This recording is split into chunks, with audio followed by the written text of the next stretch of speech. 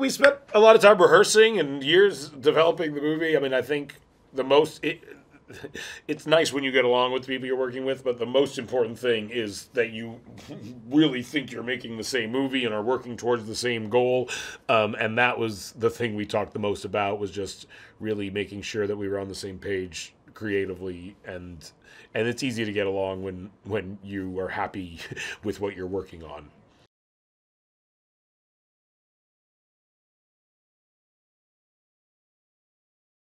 I mean, I think in general, no matter what the film is or the topic is, I think you're just trying to understand, and it's helpful when I find it very helpful as a producer when you're part of that developmental process, and it's not just kind of walking in and people have done all this work and you're kind of playing catch up. We kind of went on this road together and knew from the beginning as we were developing what that movie was, and so in a weird way, that was the preparation for it. We had talked about every single thing about this movie so much that, you know, outside of just wanting to understand what Secretary of State's do, but that was part of the writing too. We really brought in people that could help us with all of that stuff. So it all becomes very informational. You file it away, and hopefully on the day that you start shooting, that stuff is just naturally there and you're not artificially manipulating it.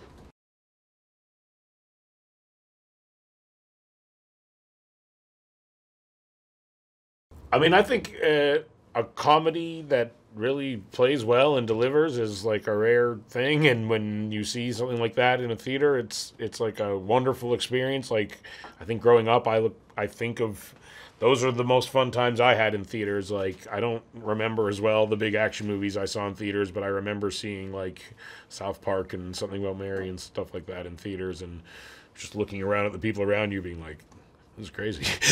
So yeah, I think that's a good experience.